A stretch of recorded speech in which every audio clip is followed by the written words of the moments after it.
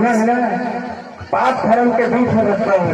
अगर जिंदगी में और कोई रखता नहीं बने, एक तो पाप के है, एक तो धर्म के है। तो कते एक बार तुम लोग सुनना है, वही देख ले रहा है। तकरे सिटी ग्वाला की थे क्या तेरे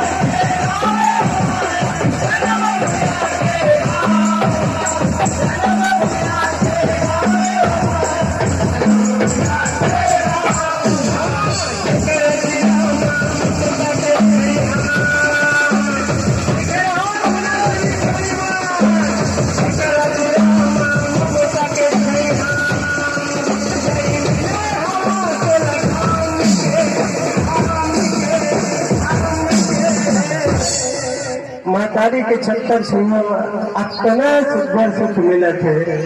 यह कहाँ घाम के हवा पहुँच सकते, टिकट से ठीक वाला की थे का तेरे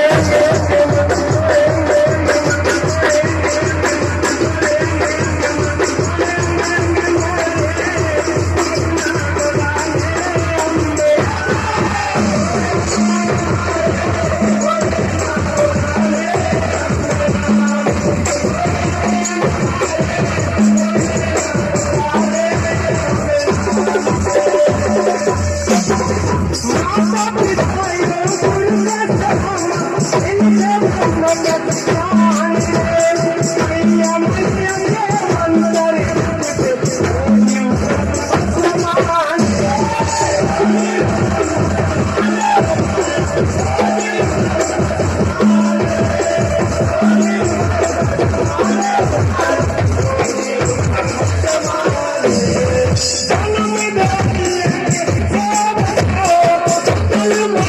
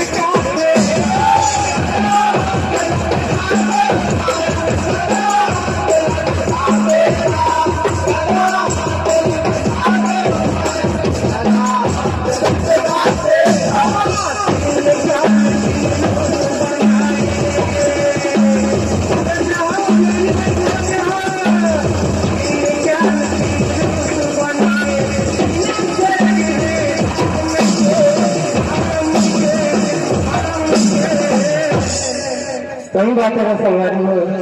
तीन काल में माता तीनों रूप बनाए हैं और कोई दूसरा रूप बनाया है तो कोई ज्ञानी कोई विद्वान बैठी हुई बना के बता सकते हैं। कहा एक नारी एक महतारी और एक लड़का एक सती ज्वाला देते का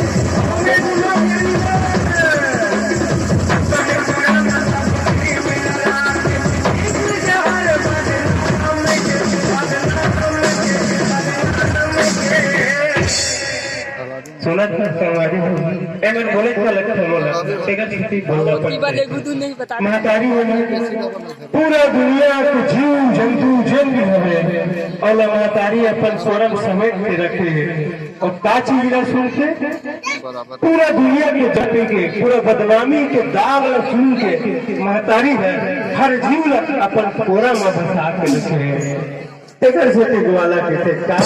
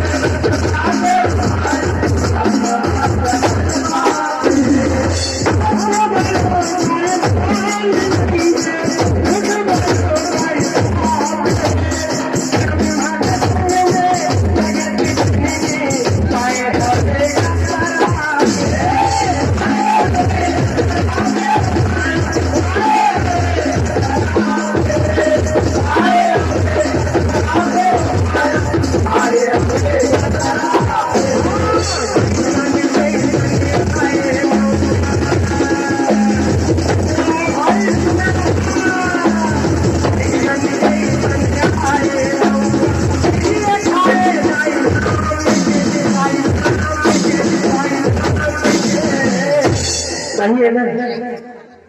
कोई कभी दादा नाम के, बाबा नाम के, भाई नाम के क्रिया खाते की बेटी नाम के क्रिया खाते। कोई भी समस्या होगी, कुछ भी बोलना होगी तो सब दाइच नाम के क्रिया खाते। माँ कसम, दाइच कसम, है ना? तेरे सिटी वाला किसे का तोरे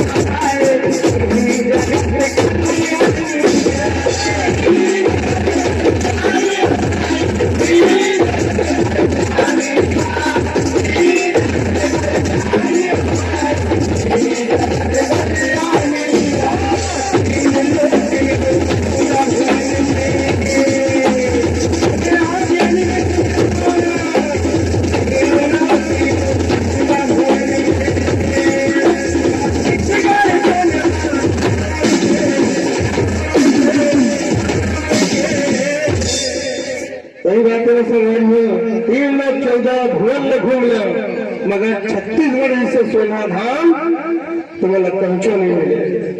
एक स्थिति जुबाना की